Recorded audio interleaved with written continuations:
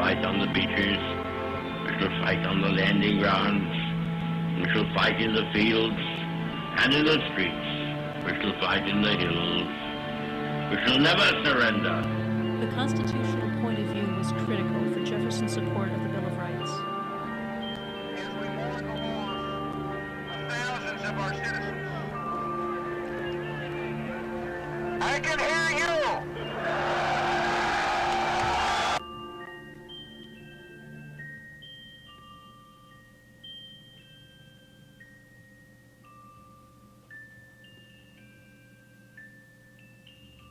Is time running out? It's Saturday. Oh, that chair. Welcome to the Hayden Collins radio program, The Intelligence Syndicate. Gonna have some fun. Did some observations this past week. Talk a little bit about that and maybe some political observations as well, but some economic indicators, which is what I want to open with this week, especially from a couple of emails from the Intelligence Syndicate. Picture this, and this is not a comparison, this is just an observation, so treat it as such. And it is not a controlled environment, so treat that as such. I found myself in New Jersey this past week. They're getting ready to go to school. And this is the last full week before school. Next week, you hit the books, generate your future, whatever the case may be. And I'm waiting to drive to the airport. I've got a few hours to kill, a little early. And I go to the local park. Now, understand, Newark, New Jersey is a little bit more populated than we are, per se, here in our neck of the woods. So there's not a real control standard here. But I go to the park. It's about a mile Vita course. You run around the Vita course and have fun. I was walking it.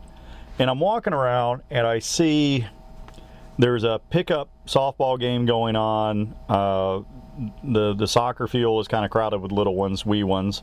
I don't think any of them were over the age of 6 or 7. There were some teenagers running with them.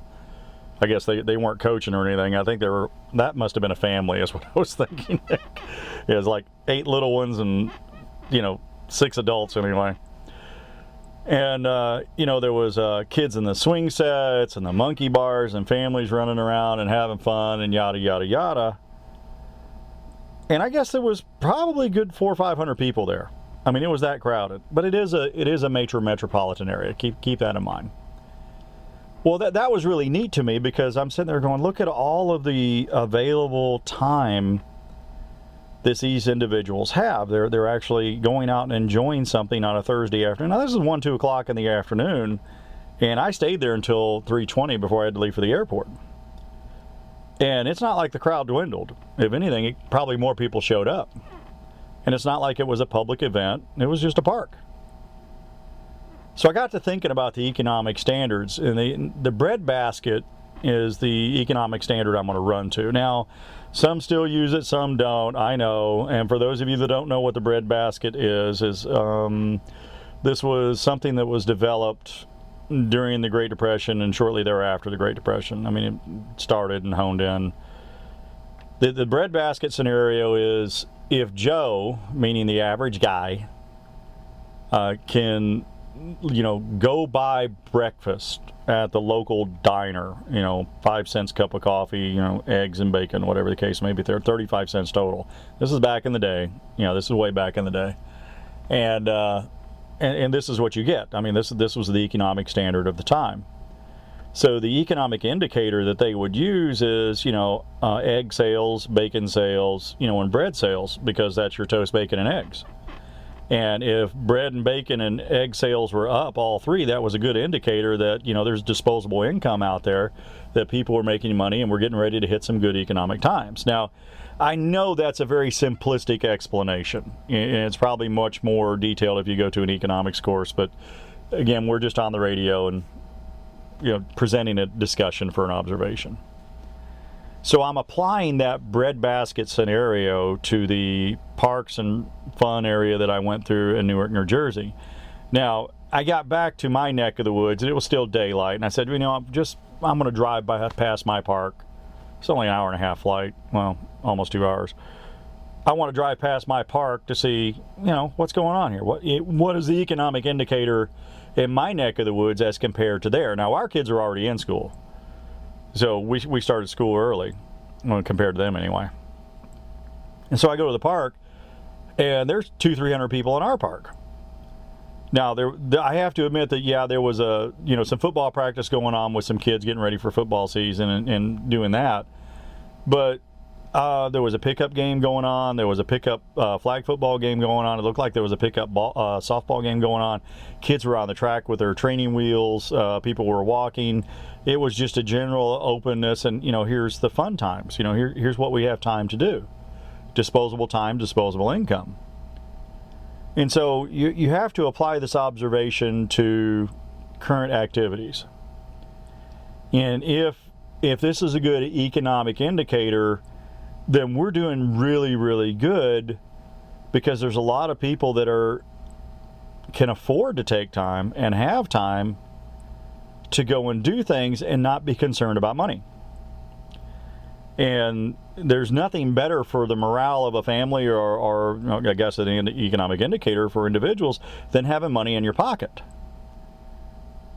And there is indicators out there, not only the breadbasket, but looking at what I'm going to call the park indicator, the activities indicator, that is showing signs of mass improvement compared to loose observations from the past. So that's a telltale sign of what's going on with this observation. Now let's do this as well. Compare the economic indicators to how things are perceived from the stock market from this past week, where China didn't renegotiate. Just so you guys know, China controls the value of their money. And if China says their money's worth $100 American, then it's worth $100 American. If China says their value of their money is only worth 30 cents compared to American dollar, that's what they hold to that standard. And since they're communists, they don't use the free market standard. So, that's going to fail sooner or later. It's not going to work out good for them. It's not a good tracker for economic indicators, and they're trying to keep the genie in the bottle, and little do they realize that the genie is out of the bottle, because they've got so much growth in China with technology and businesses and people becoming millionaires all the time over there because of the mass population buying stuff. They can't put the genie back in the bottle. And these economic times, either good or bad, that China has seen because of the capitalism sneaking into their communism. That's what I mean about keeping the genie in the bottle. In the long run, I don't know how this is going to work out good for them. I see no positive return on that. Now, short of bankruptcy in China, and the economic indicators there, short of bankruptcy in China, to where the Chinese government just throws up the white flag and all economic indicators fail, they can no longer. It's like Russia when they went belly up. It was done. Short of that happening, there's not a whole lot that's going to happen inside of China that the outside world is going to see economically.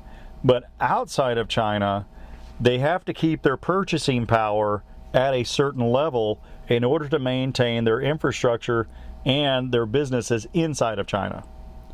If they don't control that network, then the Chinese businesses cannot buy the raw materials to make the supplies that they can export, and that's how they make their money. Picture China as one great big factory. An overstaffed factory, but one great big factory. And their whole economic program, their economic model, is based upon buying raw, cheap goods, refining them.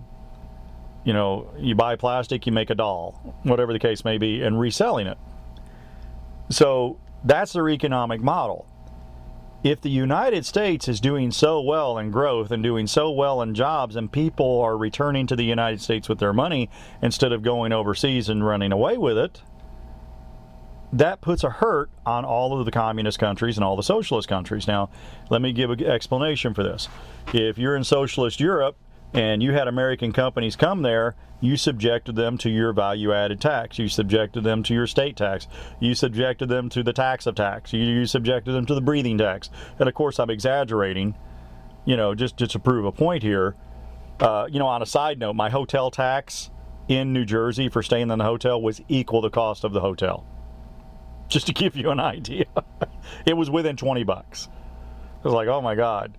A tax for sleeping in the hotel, a tax for breathing in the hotel. It's like, oh, you guys are killing me. But picture the European economic standard as being such that they were dependent upon that tax base, and when the taxes in the United States were higher corporate-wise than it was in Europe, corporations would leave the United States and go to Europe, and Europe would benefit from that. Well, now the standards change. So Europe is now suffering. They don't have that tax base anymore, so they have to go elsewhere for the taxes, which means they're either going to start cutting programs, which they are not doing, or they're going to start raising taxes on the people instead of the corporations, because they're not getting it from the corporations. The corporations are leaving. The jobs are coming back to the United States. Well, picture China in somewhat of the same boat. Now, I know I'm being generalized here, and my economic friends out there are going to send me emails on this, and I'm going to catch all kinds of pain. But picture communist China doesn't even have that value-added tax or anything of that nature. Everything is government control because it's a communist government. So in that government control of finances and funds and everything that is there, they have to devalue their money or value their money to maintain the purchasing power and or the cheapness of what they're selling in order to keep the factories going and the raw materials coming in. They can only go so far, just like Russia could only go so far before it collapsed. It's almost as if the United States continues its growth and economic plan and continues to do well, and the rest of the world does not stand up to compete with the United States because they've committed themselves to a tax and spend program in a socialist or communist country to where they don't have the capitalist engine to drive their tax base, it's going to create a scenario to where there's going to be some shifting governments, and we're not bailing them out. And there's going to be some shifting scenarios in those governments that you're going to see governmental change. I mean, just this past year, we've seen it, what was it, Finland? Yeah, it was Finland. The government in Finland collapsed. They couldn't afford health care anymore. They're remaking the government. People resigned. It failed. We're looking at Venezuela. Nobody even knows how bad it is on the inside. We see news reports every now and then. We see video that's snuck out every now and then. But even the United Nations, I mean, it's hard for the United Nations, which is packed with socialists, to call a socialist country in a state of whatever they called it. But imagine that. It must be so bad for a bunch of socialist countries to call Venezuela a bad socialist problem when they're looking at the same scenario. But you can also make an argument that Venezuela's turned into a dictatorship because they have no economic indicators. They're trying to control their own currency. They're not on the market, yada, yada, yada. So let's stay with this for a moment. Economic indicators, breadbasket, the Park economic indicator. Okay. Another observation I want to make on this. During poor economic times, and let's use the Obama administration time period for that, the social networks were huge because people didn't have the money to go anywhere or go do anything. They stayed at home. They vacationed at home. There just wasn't expendable cash, wasn't expendable money. So a lot of things were put on social media, and social media was used as that tool to interact. And my girls are complaining about that. Okay, boys, listen up just for a moment. If I don't put this in here, okay, guys, go out and get off the phone and interact with young ladies and interact with other young men in an environment to where you don't feel awkward during a date and you can actually be charming and witty. Practice this. My college age girls and my high school age girls are getting very tired of your failures. And I hear about them every time we have a breakfast together. I heard about it this past week. God help me. Guys, become witty. Gain some confidence. Get out of the social networks and actually go out and face-to-face with people. Holy moly. I had 45 minutes of that. No father should have to listen to that, but we do, trust me, and it's worth listening to. But guys, you need to tighten up out there. You really do. You need to tighten up. Okay, back to economic indicators. The social media networks. During the Obama administration, Facebook took off and ran. I mean, it went out of control. It went out of control in Europe. Of course, they got sued in Europe, and they're losing money in Europe and being sued again in Europe, blah, blah, blah, blah, blah. But went out of control. It was all over the place. Some people can say that the Obama administration won the presidency via Facebook. There is some of that. That's already surfaced where they talked about people who were helping build Facebook and, you know, how they happen to work for the party and blah, blah, whatever the case may be. Don't even care. But here's another economic indicator for you. So besides the breadbasket, besides the park indicator, I'm going to call it the social media indicator. If your social media feed is filled with political blogosphere and political comments, then you have good economic times. Geez, Hayden, why? Because the people that were making personal comments like, look at my dog, and geez, look at the meal I fixed, and look how much fun we're having, and hey, here's the birthday party, and this, that, and the other, they're too busy to post on social media because they're out with their expendable cash having fun with their friends and or working. The computer interacting in social media has become secondary to their ability to go out with expendable cash and have fun with their friends and go do things. Here's another indicator too. If you notice in the past 3 years that movies are starting to become popular again. Going to the movie theater is becoming popular again. Where before it was watching movies at home on Netflix or whatever and this, that, and the other, where you can afford to go out and be socially active, you're doing that. So you have a movie indicator, you have a social media indicator, you have a park indicator, and you have the breadbasket indicator. Now, the long and the short of all these economic indicators that I'm talking about is they're all doing exceptional. They are all doing exceptional. I don't know how to better explain that.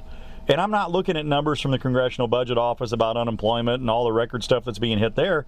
You know, that is wonderful too. And you know, like it or not, the president's doing a great job economically. But look what's happening with the indicators you have in your own neighborhood, and look around and see what you have, and then you're going to be very surprised to find out, holy cats, here's my own economic indicator, let me check my pocket. And there's no better morale factor than having money in your pocket to go do stuff with. You know, having change in your pocket is a wonderful morale boost. So, you know, keep that in mind. So it's a huge observation. Now, I only got a few minutes left, and of course, you know, it is Saturday, and the news broke yesterday about the sex offender whose name shall not be mentioned, who was the tri-billionaire or whatever the case may be. Tried to commit suicide, I guess, a couple of weeks ago, so they put him under 24-hour watch in a federal penitentiary in a single cell.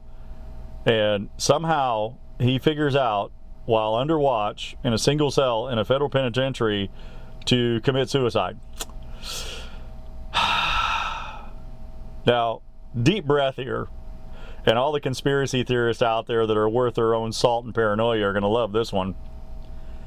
History will not look kind upon Bill and Hillary Clinton. No doubt.